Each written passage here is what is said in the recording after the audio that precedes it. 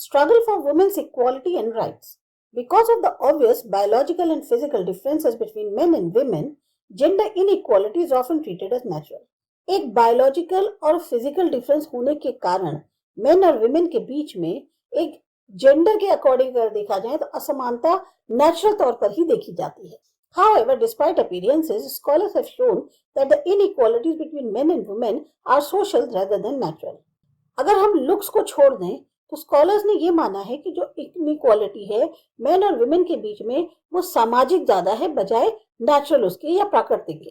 For example, there are no biological reasons that can explain why so few women are found in the positions of public power. अब आपके पास कोई भी एक ऐसा कारण नहीं है बायोलॉजिकल तौर पे जो ये बता सके कि क्यों इतनी कम वुमेन है जो हमें पब्लिक पावर की पोजीशंस पर देखने को मिलती है. Nor can nature explain why women generally receive a smaller or no share in family property in most societies. ना ये प्रकृति एक्सप्लेन कर सकती है कि क्यों women को जो है कम या ना के बराबर शेयर मिलता है फैमिली प्रॉपर्टी में ज्यादातर समाज के अंदर. But the strongest argument comes from the societies that were different from the normal or common patterns. लेकिन सबसे ज्यादा जो एक कड़ा तर्क हम कह सकते हैं उन सोसाइटी से आता है जो नॉर्मल या जो कॉमन पैटर्न है उससे थोड़ी अलग है. If women were biological unfit to be inheritors or heads of families, how did matrilineal societies such as the Nayars of Kerala used to be and as the Khasis of the Meghalaya still are work for centuries?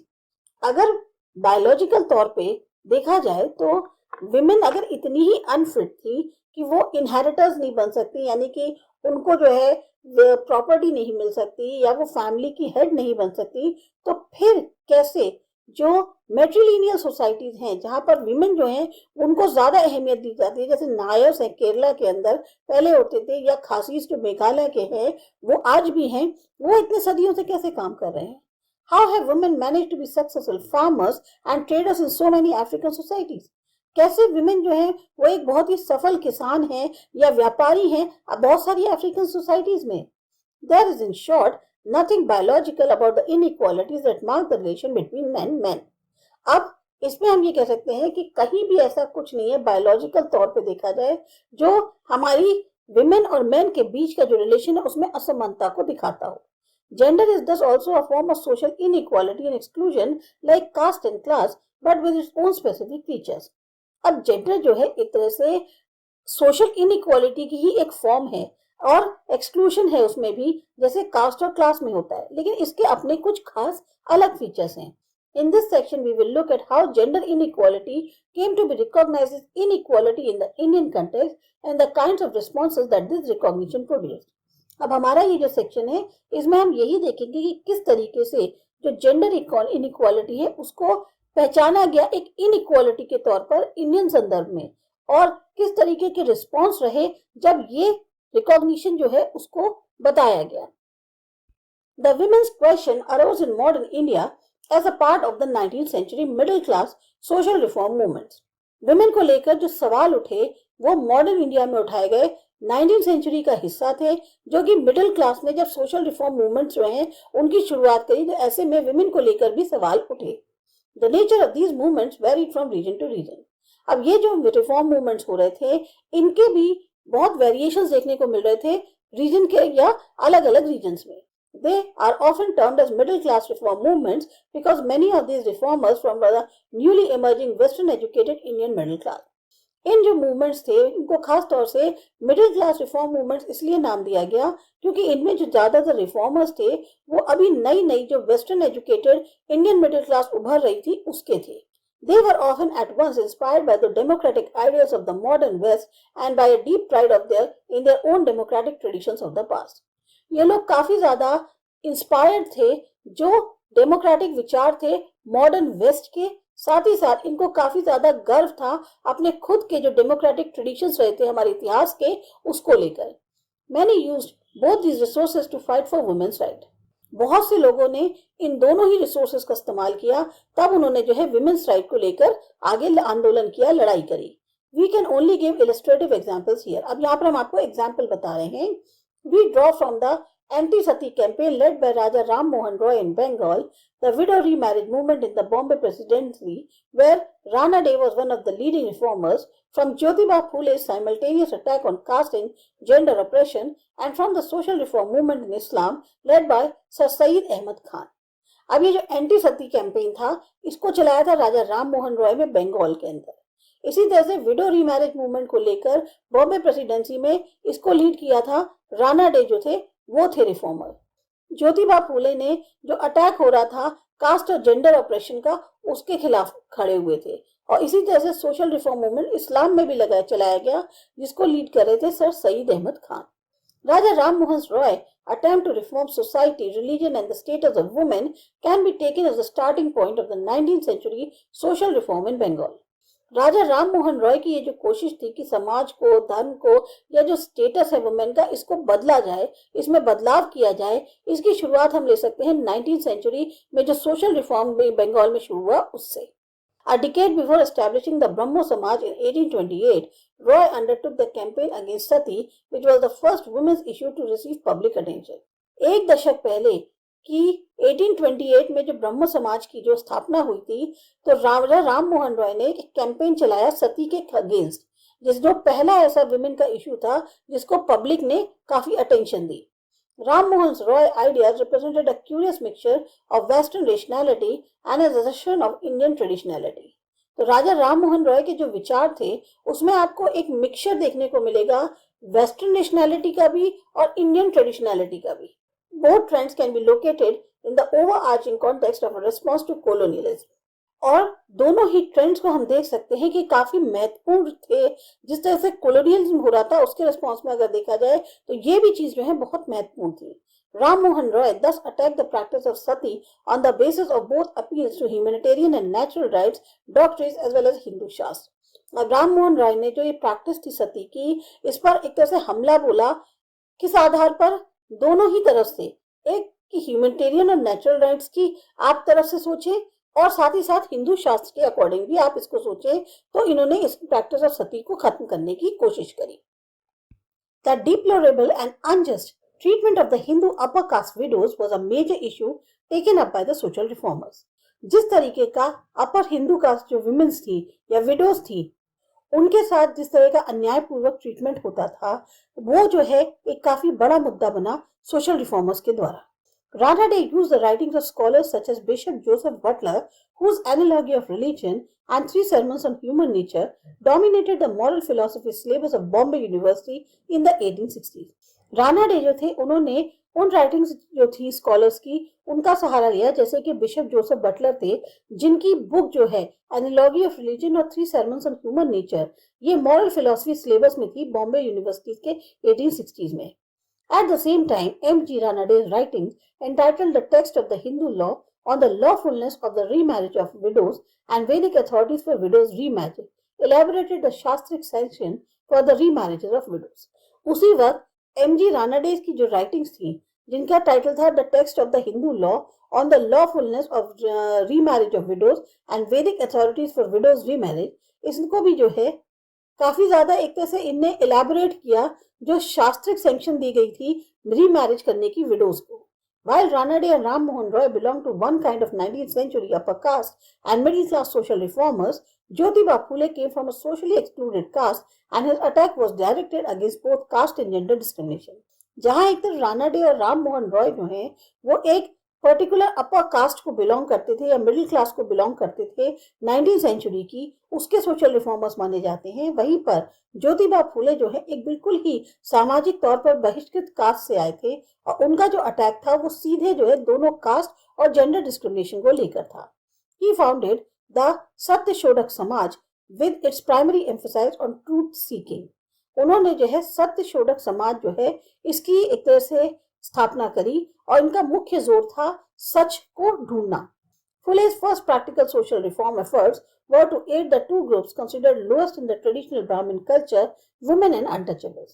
फुले का सबसे पहला जो social reform की कोशिश करनी थी या उन्हें किनके द्वारा करी गई, वो ये था कि ये जो दो ग्रुप्स हैं जिनको सबसे ज्यादा लोएस्ट माना जाता है ट्रेडिशनल ब्राह्मण कल्चर में, यानी कि एक विमेन और दूसरे untouchables.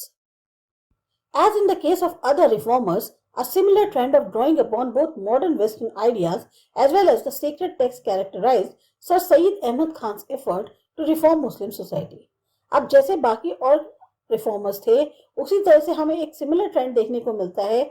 दोनों ही वेस्टर्न आइडियाज, जो मॉडर्न वेस्टर्न आइडियाज थे, साथ ही साथ जो सीक्रेट टेक्स्ट हैं, दोनों को ही मिलाकर सर सईद अहमद खान के एफर्ट थे मुस्लिम सोसाइटी को रिफॉर्म करने के। He wanted girls to be educated but within the presence of their homes. वो ये चाहते थे कि गर्ल्स को भी पढ़ाया लिखाया जाए, लेकिन अपने घर के खास एरिया में। Like Dayanand Saraswati of the Arya Samaj, he stood for women's education but sought for a curriculum that included instruction in religious principles, training in the arts of housekeeping and handicrafts and rearing of children. अब जैसे दयानंद सरस्वती थे आर्य समाज के, उसी तरह से ये भी women's education के लिए खड़े हुए, लेकिन ये एक ऐसा करिकुलम चाहते थे जिसमें आपके रिलीजियस प्रिंसिपल्स के लिए भी इंस्ट्रक्शंस दिए जाएं, उनको कैसे जो हाउस कीपिंग की कला है उसमें भी ट्रेन किया जाए, साथ ही साथ हैंडीक्राफ्ट्स में, या बच्चों को कैसे पालना है, इस सब चीजों की उनको एक तरह से एजुकेशन दी जाए। दिस में अपीयर वेरी स्टीरियोटाइपिकल टुडे। आज ये बड़ा अजीब सा लगता है, एक धारणा जैसी जो बनी हुई है पहले से, उसके अकॉर्डिंग देखने को लगता है। One has to, however, realize that once rights such as education for women were accepted, it started a process that finally made it possible to confine women to only some kinds of education. ये आज हमें देखने में अजीब सा लग रहा है, लेकिन अगर सोचो कि पहले जो है, जब लोगों को इस चीज का एहसास हुआ कि हाँ ठीक है, इस तरह की एजुकेशन वुमेन को होनी चाहिए, उसको एक्सेप्ट किया गया, तब से ये प्रक्रिया शुरू हुई और फाइनली विमेन जो है वो उनको एक तरह से रोक नहीं पाए कि उनको सिर्फ कुछ ही तरीके की एजुकेशन को उपलब्ध कराई जाए। It is often assumed that social reforms of women's rights were entirely fought by the male reformers and that ideas of women's equality are alien imports. ये मान के चला जाता है कि जो सोशल रिफॉर्म चलाए जा रहे थे वुमेन राइट्स को लेकर, वो पूरी तरह से मेल रिफॉर्मर्स के द्वारा किए जा रहे थे, और ये जो आइडिया है वुमेन्स इक्वालिटी का, ये ऐसा लग रहा था जैसे बाहर से कोई चीज जो है वो इंडिया में लाई गई है। To learn how wrong both these assumptions are, read the following extracts from the two books written by women, Stree Purush Tulna, written in 1882, and Sultana's Dream, written in 1905. अब अगर आपको ये जानना है कि दोनों ही assumptions जो है कितने गलत थे, तो आपको एक्सट्रैक्ट पढ़ने चाहिए इन दोनों बुक से, जो कि विमेन द्वारा लिखे गए हैं। स्त्री पुरुष तुलना जो कि रिटन हुई थी 1882 में, और सुल्ताना's ड्रीम जो कि लिखी गई थी 1905 में।